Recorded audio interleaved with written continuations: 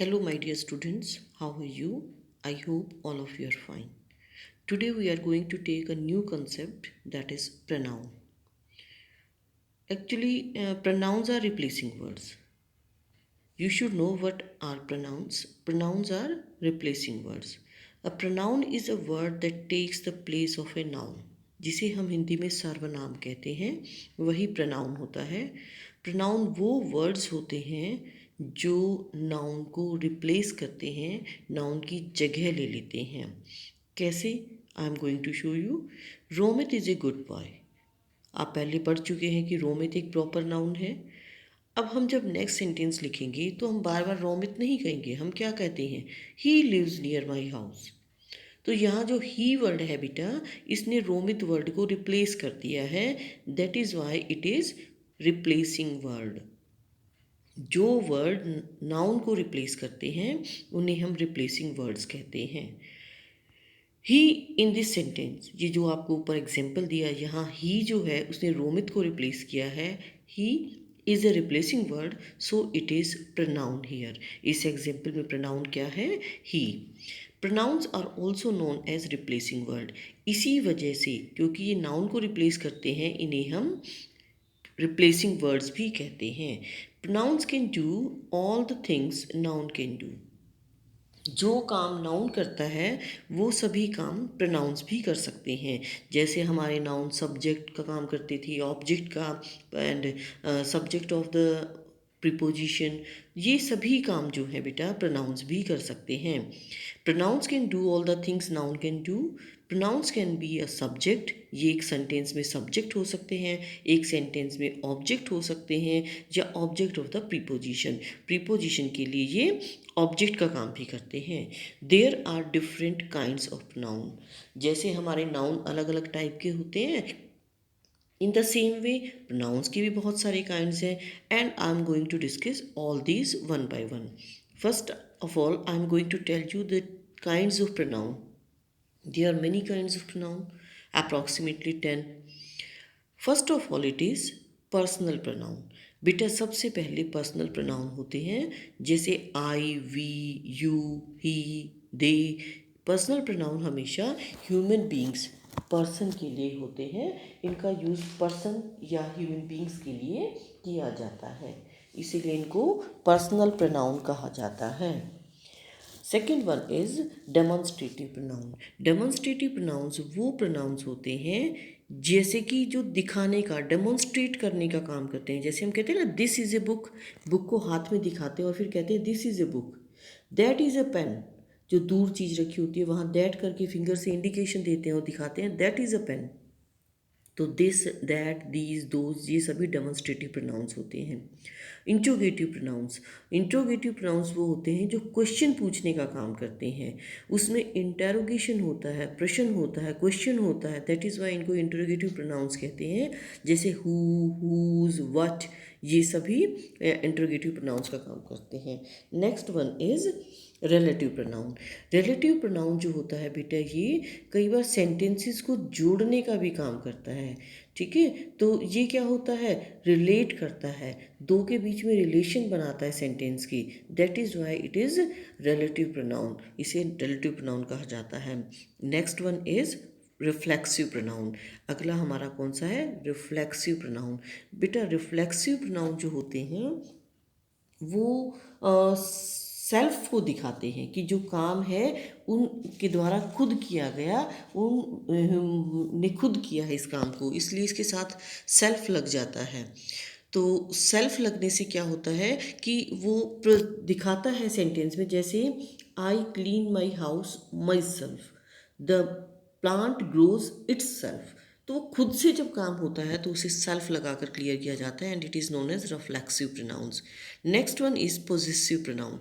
Possession हमने पहले भी पढ़ा है, अधिकार या क्या दिखाता है? ऑनरशिप। जो प्रोनाउंस हमारे ये दिखाते हैं कि this thing is related to us, हमसे संबंधित है, जो सब्जेक्ट है उससे संबंधित है, तो वो पोजेसिव प्रोनाउंस होते हैं। इनडेफिनिट प्रोनाउंस जैसे नन, ऑल, वन, समबडी, इस तरह के जो प्रोनाउंस होते हैं जो अनिश्चित होते हैं, उनको हम क्या कहते हैं? Indefinite pronouns. Next one is reciprocal pronouns. Reciprocal pronouns वो होते हैं जो दो के साथ जुड़े होते हैं, जिसमें इकट्ठे दो जो होते हैं प्रोनाउंस, उनको यूज़ किया जाता है। जैसे ईच अदर, वन अनदर, एक दूसरे के साथ ये एक तरह से एक्शन रिएक्शन दिखाते हैं। एम्फेटिक प्रोनाउंस, ये वो प्रोनाउंस होते हैं जो एम्फेसिस डालते हैं, प्रेशराइज, जिस चीज़ के ऊपर जोर डालना होता है। जैसे एक तो हो गया I do my work myself, तो ये कौन सा है? रिफ्लेक्सिव। लेकिन I myself do my work, तो माई सेल्फ पहले आ गया, तो क्या हो गया? Emphatic pronoun. डिस्ट्रीब्यूटिव प्रोनाउन, जो डिस्ट्रीब्यूट, हमें इस वर्ड से पता चलता है, जो डिस्ट्रीब्यूशन दिखाते हैं। ईच, नीदर, ईदर, ये सभी जो वर्ड्स होते हैं ये डिस्ट्रीब्यूशन के लिए यूज़ किए जाते हैं। That is why these are known as distributive pronouns. Now I think you have understood that there are total 10 types of pronoun. I am going to repeat them.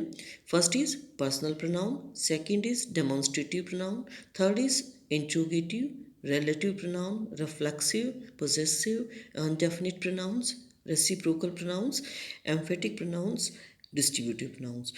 Now we are going to study all these pronouns one by one. हम अब इनको एक एक करके पढ़ेंगे। First one is personal pronoun.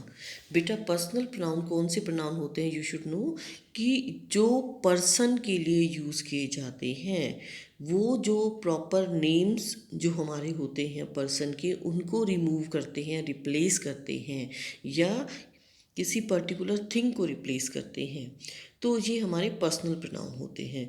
Personal pronouns are those words we use to replace proper name of a person.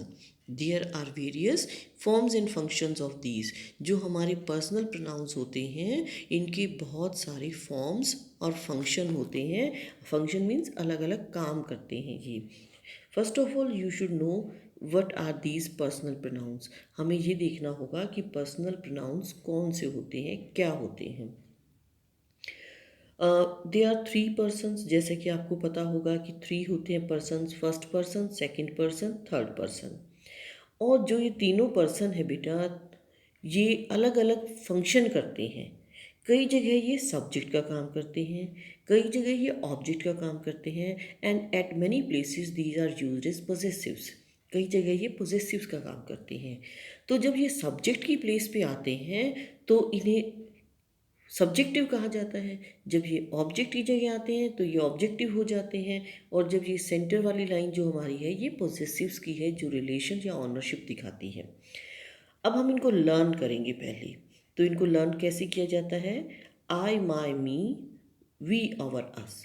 I singular के लिए है, माई बुक सिंगुलर के लिए है, मी सिंगुलर। लेकिन जब मैं एक से ज़्यादा हूँ, यानी कि मेरे साथ मेरे फ्रेंड्स हैं, या मेरे मेंबर्स हैं फैमिली के, या मेरे टीचर्स हैं, तो हम क्या कहेंगे?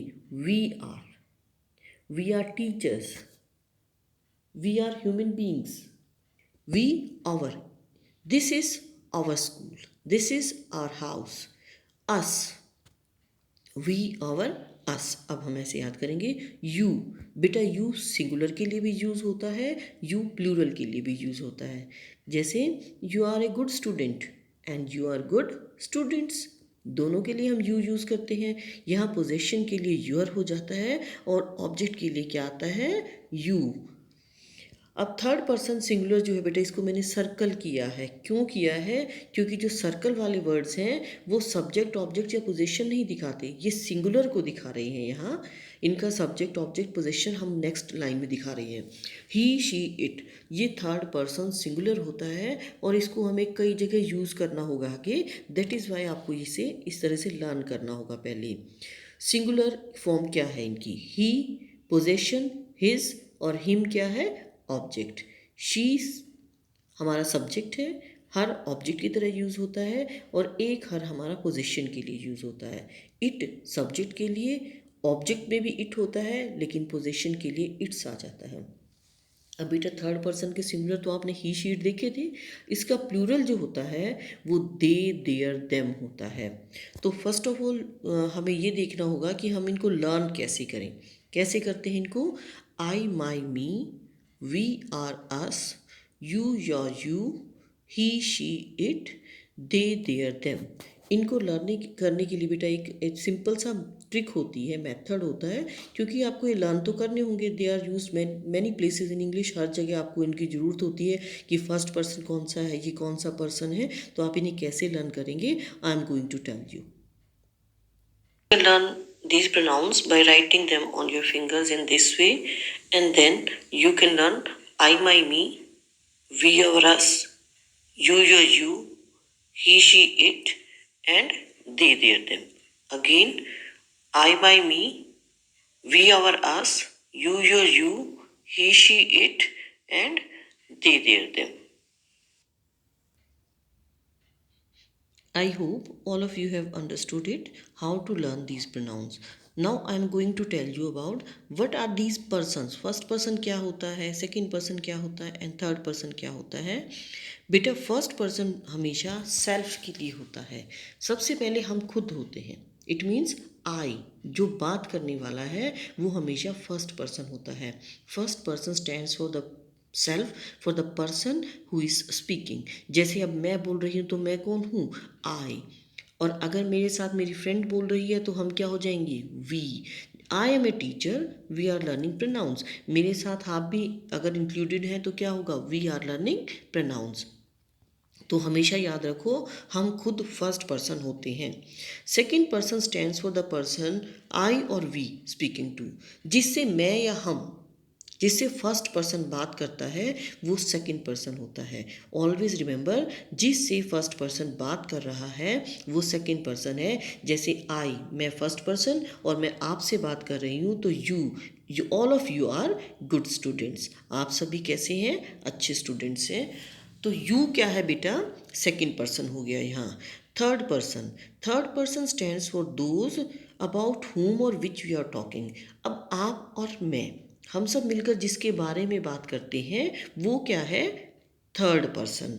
अब जैसे आप और मैं बात कर रहे हैं किसी एक और बच्चे की जो बहुत इंटेलिजेंट है, तो हम क्या कहेंगे, he is an intelligent boy.